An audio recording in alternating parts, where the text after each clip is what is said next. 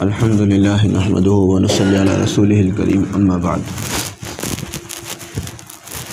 قال تبارک و تعالی بعد اعوذ باللہ من الشیطان الرجیم بسم اللہ الرحمن الرحیم شہر رمضان الذی انزل فیہ القرآن۔ بزرگوں، اس مختصر سے وقت میں، مختصر مجلس میں چند باتیں عرض کرنا چاہتا ہوں۔ اللہ کا فضل ہے کہ ہمارے سر پر رمضان المبارک کی بہت سعید سعادتیں انشاءاللہ ان قریب اللہ کی توفیق سے میسر آنے والی ہیں۔ یہ اللہ تعالیٰ کی مہربانی ہے کہ الحمدللہ ایک مرتبہ پھر رمضان شریف کی دستک ہے، رمضان شریف پھر سے آ رہا ہے۔ اللہ کرے رمضان شریف تک پہنچنا ہم سب کو مقدر ہو۔ رمضان شریف کے سلسلے میں ایک بات تو یہ عرض کرنا بہت اہمیت رکھتا ہے کہ ہمارے یہاں ہم دیکھ رہے ہیں کہ روزہ داروں کی تعداد ہر سال گھٹتی ہی چلی جا رہی ہے۔ ہمارے یہاں چھوٹی چھوٹی سی بات پر روزہ افطار کرا دیا جاتا ہے، روزہ قضا کرا دیا جاتا ہے، چھوٹی چھوٹی سی بات پر روزہ چھڑوا دیا جاتا ہے کہ جیسے بچوں کا ایگزام ہے، بھئی آج روزہ مت رکھو، تمہارا امتحان ہے، پھر رکھ لینا۔ کہیں کام پر جانا ہے، کوئی سخت کام ہے، آج چونکہ مجھے سخت کام ہے اس لیے آج میں روزہ نہیں رکھ سکتا۔ کہیں سفر میں جانا ہے، چھوٹے موٹے سفر میں، تو اس چھوٹے موٹے سفر کی بنیاد پر روزے کو قضا کرا دیا جاتا ہے۔ یہ روزے کی بے حرمتی ہے، اور رمضان المبارک کی جو سعادت مندی ہے، جس سے ہم سعادت مندی حاصل کر سکتے ہیں، یہ اس کے حق کی پامالی ہے، اس کے حق کو ضائع کرنا ہے۔ اللہ نے عطا فرمایا ہے، اس کی ہمیں قدر کرنی چاہیے۔ کوئی ایک روزہ بھی اگر ہم بغیر وجہ شرعی کے، اگر شرعی اجازت کے بغیر اگر ہم ایک روزہ بھی پامال کر رہے ہیں، یا کئی بار ایسا ہوتا ہے کہ ہمارا تو روزہ پامال نہیں ہوا مگر ہمارا بچہ نہیں رکھ رہا، ہمارا تو ایک بھی نہیں چھوٹ رہا الحمدللہ، مگر ہمارا بیٹا نہیں رکھ رہا، ہماری بیٹی نہیں رکھ رہی، کوئی بیوی نہیں رکھ رہی، کوئی بھائی نہیں رکھ رہا ہے۔ یہ سب کی سب باتیں یہ بہت افسوس کی ہیں۔ ہمیں اپنے گھر کے اندر روزے کا ماحول بنانا چاہیے۔ صحابہ رضی اللہ عنہم کے یہاں یہ بات ہوا کرتی تھی کہ فرماتے ہیں کہ ان کی عورتیں اپنے دودھ پینے والے بچوں کو بھی دودھ نہیں پلاتی تھی، اس تصور سے کہ رمضان ہے۔ دودھ پینے والے بچے کا کیا رمضان ہے جی؟ لیکن نہیں ہوتا تھا، صحابہ کے یہاں ہوتا تھا۔ ہمارے یہاں تو بالغ ہو جائے بیٹا تو اس کے اوپر نماز فرض نہیں ہوتی، بالغ ہو گیا ہے اس کے باوجود نماز فرض نہیں ہوتی۔ اللہ معاف فرمائے، اللہ استغفر اللہ۔ کیوں نہیں فرض ہوتی؟ کیونکہ ابھی بیٹا لاڑلا بیٹا کیسے اٹھائیں صبح کو فجر میں، کیسے اٹھائیں صبح کو سحری میں، کہیں یہ لاڑ پیار کے خلاف نہ ہو جائے۔ اور اس وقت لاڑ پیار کیا ہوگا جب قبر میں یا حشر میں اللہ کے یہاں جا کر اس سے پوچھا جائے گا نماز کا کیا ہوا، روزے کا کیا ہوا۔ لاڑ پیار تو اصل اس دن کی خیر خواہی ہے، اس دن کی خیر خواہی ہے۔ اب تو اللہ کا فضل ہے، اس سال کا رمضان تو بڑے مناسب موسم میں آ رہا ہے الحمدللہ، ورنہ سخت گرمی میں بھی اگر رمضان ہو، اپنے کاموں کو ہلکا کرو مگر روزہ نہ چھوڑو، کاموں کو ہلکا کرو مگر روزہ نہ چھوڑو۔ ایک اور بڑی اہم بات، رمضان شریف کا تعلق چونکہ قیام اللیل سے ہے، رمضان شریف میں تراویح کا اہتمام کیا جاتا ہے۔ تراویح کے سلسلے میں ایک بڑا غلو ہو چلا ہے، ایک بڑی بے راہ روی کا ہم شکار ہو گئے ہیں کہ ہم 10 دن میں قرآن شریف سن لیتے ہیں، اس کے بعد پورے مہینے کی چھٹی۔ 10 دن میں قرآن سن لیا، صحیح پوچھئے تو اگر میں صحیح بتاؤں، یہاں حافظ اگر کوئی بیٹھے ہوں گے، کوئی عالم بیٹھے ہوں گے، ان سے پوچھئے جس طرح سے ہمارے یہاں قرآن پڑھا جاتا ہے تراویح کے اندر، اگر یہ علماء مجھے بولنے کی اجازت دیں تو سچی بات یہ ہے اس طرح سے قرآن پڑھنا یا سننا جائز بھی نہیں ہے، جائز بھی نہیں ہے۔ میں ذمہ دار آدمی ہوں، ذمہ داری سے بول رہا ہوں۔ جس طرح کا ہمارے یہاں پڑھا جاتا ہے، تو چل میں آیا، تو چل میں آیا، تو چل میں آیا، نہ پڑھنے والے کو کچھ پتا میں کیا پڑھ رہا ہوں، نہ سننے والے بیچارے کو کچھ پتہ چلا، ایسے لوگوں کے پیچھے قرآن بالکل نہ سنا جائے، ایسے لوگوں کے پیچھے قرآن نہیں سننا چاہیے نہ ایسے لوگ اس کے حقدار ہوتے ہیں کہ ان کو قرآن سنانے کی اجازت دی جائے مصلی پر۔ میں معافی چاہتا ہوں حافظوں سے، قرآن صرف وہ لوگ سنائیں جو قرآن کو قرآن سنانے کے طریقے پر سنانے کا سلیقہ رکھتے ہوں، اور قرآن صرف ایسے لوگوں کے پیچھے سنا جائے جو قرآن کو قرآن کے طریقے پر سناتے ہوں۔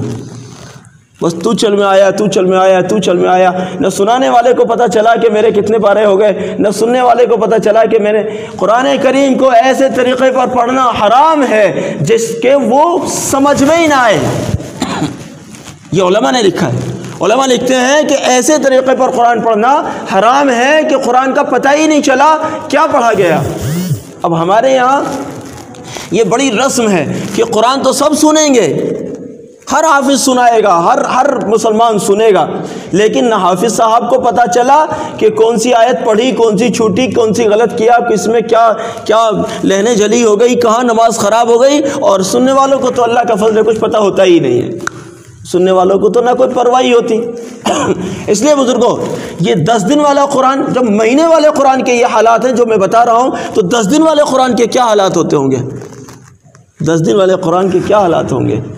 اور اگر اس سے بھی نیچے آتے ہو آپ، 3 دن وین دن کے آپ کے یہ کھیل تماشا ہوتا ہوگا اگر قرآن کے نام پر، اللہ معاف کرے، اللہ معاف فرمائے، اللہ معاف فرمائے، تو 3 دن کا یہ تماشا جو قرآن کو بنا رکھا ہے، اس پر انعقاد کر کے دعائے قبولیت کے نام پر اس شہر کے سب سے بڑے مفتی صاحب کی دعا کرانے کے بجائے میرا مشورہ یہ ہے کہ استغفار کرو،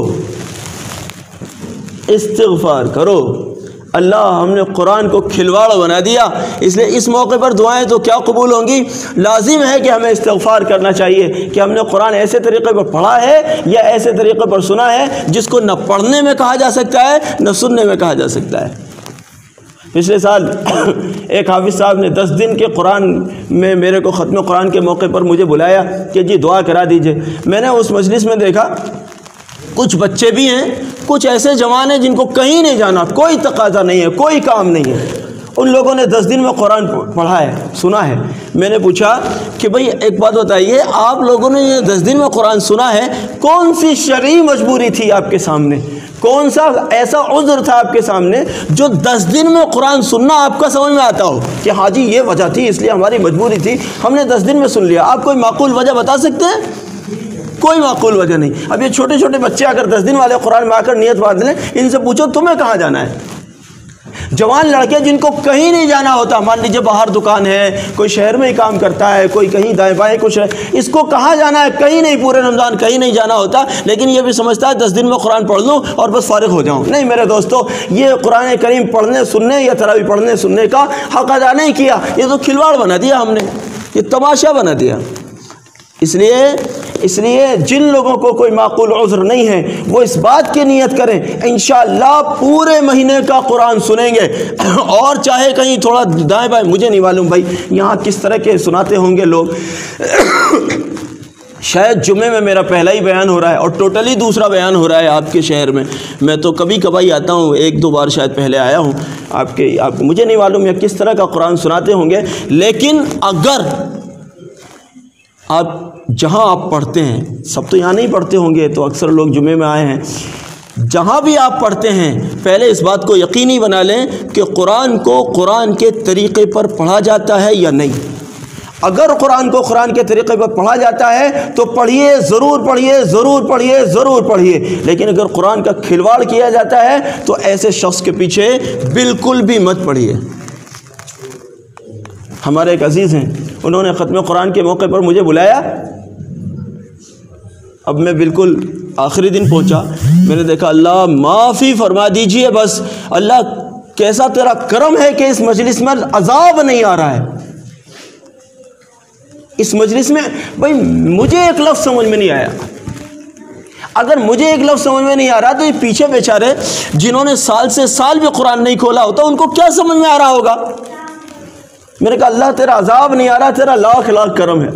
پھر میں نے اپنے اس حافظ صاحب سے کہا، میں نے کہا حافظ صاحب آپ بڑے خوش ہو رہے ہیں، ماشاءاللہ میں نے قرآن سنا دیا، میرا مشورہ ہے جا کے صلاۃ التوبہ پڑھ لو، اللہ سے استغفار کر لو کہ تم نے قرآن سنایا نہیں ہے، قرآن کے حق کو ضائع کیا ہے، اور ان سب کو بھی بیوقوف بنایا ہے. یہ بھی سمجھ رہے ہیں کہ ہم نے قرآن سن لیا. سچ بات یہ ہے نہ تم نے سنایا ہے نہ انہوں نے سنا ہے. استغفار ان کے اوپر بھی لازم ہے کہ تم نے ایسا کیوں سنایا, اور استغفار ان کے اوپر بھی لازم ہے کہ تم نے ایسا کیوں سنا. اس لیے میرے بزرگوں اس بات کو گرہ باندھ لینا. میں کسی کی مخالفت کی بنیاد پر نہیں کہہ رہا, میں کسی کو جانتا ہی نہیں ہوں آپ کے شہر میں. مولانا عامر صاحب کا طفیل ہے جو میں یہاں بیٹھا ہوا ہوں, ورنہ میں کسی کو نہیں جانتا آپ کے شہر میں. اکا دکا کوئی ہوگا بیچارہ جو مجھے جانتا ہو, یا میں کسی کو جانتا ہوں. مجھے نہیں معلوم آپ کے امام کون ہیں, اب تک نہیں مجھے معلوم آپ کے امام صاحب کون ہیں, کون جمعے کی نماز پڑھائیں گے مجھے نہیں معلوم. اس لیے مجھے کسی کی مخالفت یا موافقت سے مطلب نہیں ہے. میری بات کو مخالفت موافقت کے زمرے میں مت سنیے گا. میں تو قرآن کے حق کی بنیاد پر کہہ رہا ہوں. مجھے آپ کی اس مسجد کا نام تک بھی نہیں معلوم, کون سی مسجد ہے, کون سا محلہ ہے, مجھے کچھ نہیں معلوم ہے. لیکن قرآن کی بات کہنا میرا فرض ہے. ایک مسلمان ہوں, ذمہ دار مسلمان ہوں, اس لیے قرآن کی وکالت کر رہا ہوں, قرآن کی بات کہہ رہا ہوں. آپ کو ترغیب دیتا ہوں اس بات کی, چاہے کم سن لو مگر اچھا سنو, کم سنو مگر اچھا سنو. یہ ضروری نہیں ہے کہ آپ کا 10 دن میں ختم ہو جائے, 20 دن میں ختم ہو جائے. نہیں ہوگا کوئی بات نہیں, ایک پارہ روز سنیں گے 30 دن میں تو ختم ہوگا. ہمارے لوگ گھڑی دیکھا کرتے ہیں, اجی کل تو 45 منٹ میں ہوا تھا, آج 50 منٹ میں ہوا. ہم تو اپنے ذاکرین کو جو ہمارے واسطے سے ذکر کرتے ہیں ہم تو ان کو یوں کہا کرتے ہیں کہ اگر کل تمہارا ذکر 15 منٹ میں ختم ہوا تھا تو آج 16 منٹ میں ختم ہونا چاہیے.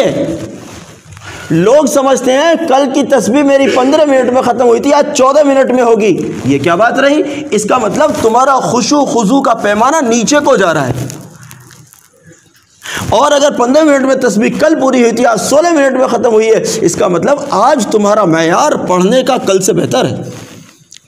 یہ کیسی نماز ہے جس میں گھڑی دیکھ کر طے کیا جا رہا ہے کہ کتنی دیر میں نماز ختم ہوگی؟ یہ نماز ہے کیا؟ یہ نماز ہے؟ گھڑی طے کرے گی کہ ہماری نماز کتنی دیر میں ختم ہوگی؟ خشوع خضوع کہاں گیا؟ نماز کا خشوع خضوع کہاں گیا؟ نماز کے خشوع خضوع کا تقاضا تو یہ ہے گھڑی نہ دیکھی جائے, خشوع خضوع دیکھا جائے. آج نماز میں کل سے زیادہ مزہ آیا یا نہیں آیا؟ اگر کل سے زیادہ مزہ آیا تو مزہ ہی آیا بس, اور کل سے کم مزہ آیا تو آج کی نماز کا معیار کل کی نماز سے کم ہو گیا. بھلے منٹ گھٹ گئے ہوں, اس سے کوئی فرق نہیں پڑتا. نیت کرتے ہیں انشاءاللہ کہ اچھے طریقے سے قرآن سنیں گے. اگر وقت پورا نہ ہو گیا ہوتا تو ایک آدھ بات اور بھی عرض کرتا, لیکن چلیے وقت کی پابندی میرے لیے بھی لازم ہے. آپ بس اگر اس کی نیت کر لیں کہ ایک تو یہ کہ ہمارے گھر کا اور ہمارے متعلقین میں سے کوئی بھی فرد انشاءاللہ روزہ نہیں چھوڑے گا. دوسری بات یہ کہ ہم قرآن ایسی جگہ سنیں گے اور ایسے لوگوں کے پیچھے سنیں گے جو واقعی قرآن سنتے ہوں, سناتے ہوں. تو بس میری بات کا جو کہنے کا جو منشا تھا پھر وہ پورا ہو گیا. کوئی بات نہیں. اگر آپ چاہ رہے ہیں کہ میں 5 منٹ اور عرض کروں تو پھر میں تیسری بات جو عرض کرنا چاہتا ہوں وہ یہ ہے کہ اپنی زکوٰۃ کا اہتمام کیجیے. رمضان ہمارے یہاں چونکہ محسنین وصول کرنے والے کئی بار رمضان شریف میں آتے ہیں, تو ہم نے سمجھا ہے کہ رمضان ہی زکوٰۃ کے ایام ہیں. ایسا نہیں ہے. یہاں جو علماء بیٹھے ہیں, بھائی میں معافی چاہتا ہوں, میں تو جانتا نہیں ہوں, بس مولانا کو ہی جان رہا ہوں. تو مولانا کوئی مجھے لگ رہا ہے مولانا ہی شاید اکیلے عالم بیٹھے ہوں گے. اگر اور کوئی ڈھکے چھپے بیٹھے ہوں تو بھائی ان سے بھی پوچھ لینا جا کر کہ زکوٰۃ کا تعلق رمضان سے نہیں ہے. زکوٰۃ کا تعلق مال پر سال گزر جانے سے ہے. جب آپ کے مال پر سال گزر گیا تو زکوٰۃ ادا کرنی آپ کے ذمہ لازم ہے, چاہے وہ سال پورا ہو رہا ہو رمضان میں چاہے غیر رمضان میں. اب زکوٰۃ کے مصارف کے سلسلے میں سنیے, ہمارے یہاں زکوٰۃ کا ایک بڑا بھونڈا ایک مصرف استعمال کیا جاتا ہے, بڑا خراب. کیا؟ ہمارے یہاں زکوٰۃ بیواؤں کو دی جاتی ہے.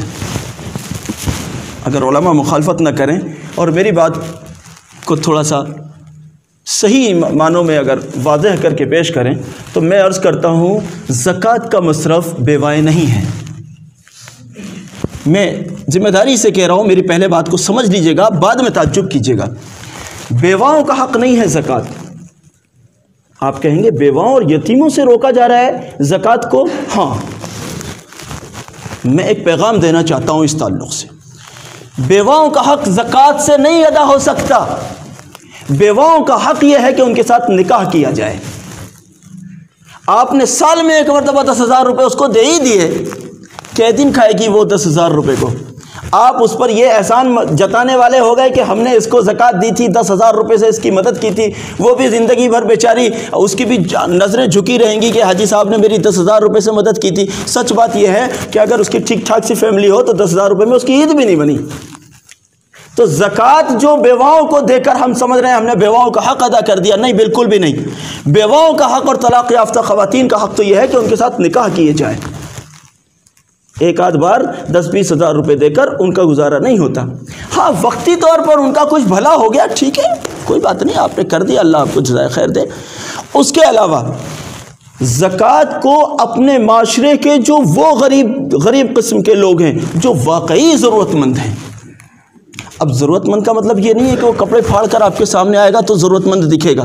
کئی لوگ ایسے ہوتے ہیں کہ وہ کپڑے وہ پریس بھی ان کے نہیں ٹوٹتی لیکن اندر کے حالات ان کے اچھے نہیں ہوتے. ان کا بھی ہمیں خیال رکھنا ہے. لیکن ایک اور بہت عظیم مصرف یہ ہے، آپ کی زکوٰۃ دین کے کاموں میں معاون بن جائے. آپ کی زکوٰۃ دین کے کاموں میں معاون بن جائے. میں ذمہ داری سے کہتا ہوں، اگر ہر شہر کے لوگ اپنے ہی شہر کی زکوٰۃ کو اپنے ہی شہر میں اگر خرچ کرنے لگیں تو شہر کی غربت بھی مٹ جائے گی، اور شہر میں اگر کوئی آپ کے مدرسہ چلتا ہوگا تو اس مدرسے کو ہرگز بھی آپ کے دائیں بائیں کے کسی گاؤں سے بھی 1 روپیہ لانے کی ضرورت نہیں پڑے گی. انشاءاللہ انہی پیسوں سے غریبوں کا بھی بھلا ہو جائے گا، بیواؤں اور یتیموں کا بھی بھلا ہو جائے گا، اور دوسرے آپ کے مدرسے بھی اسی پیسے سے چل جائیں گے. ایک اور بڑا اہم مصرف بتا کر بات کو ختم کرتا ہوں. اگر آپ کے یہاں کوئی ایسا بچہ ہو جو غریب فیملی سے تعلق رکھتا ہو اور وہ پڑھنا چاہتا ہو، قوم کی ترقی کی وجہ بنتا ہو، اس کو گود لے لیجئے. اپنی ماں کے ہی پاس رہے گا، اپنے باپ کے ہی پاس رہے گا. اس کے اخراجات میں گود لیتا ہوں، اس کے اخراجات کی میں کفالت کرتا ہوں، میں ذمہ داری لیتا ہوں، بیٹا تم پڑھو، اب میں اس میں زکوٰۃ کا پیسہ خرچ کروں گا. یہ بہترین مصرف ہے، بہترین مصرف ہے. ایک بچہ قوم کا تعلیم یافتہ بنانے میں آپ کی زکوٰۃ استعمال ہوئی. بچہ اس کے ماں باپ کے ہی حوالے کرو، بس اس کی ذمہ داری کو اپنے سر لے لو. وہ بچہ چاہے عالم بننا چاہتا ہو یا کچھ بھی بننا چاہتا ہو، اس کے گھر والے اس کو نہیں پڑھا سکتے، لیکن اللہ نے اگر مجھے دیا ہے، میں اپنی زکوٰۃ کے ذریعے سے اگر قوم کا ایک بچہ آگے بڑھا سکتا ہوں. آپ سمجھ بھی نہیں سکتے آپ نے کتنا بڑا کام کر دیا. میری بات آپ کو سمجھ آئی؟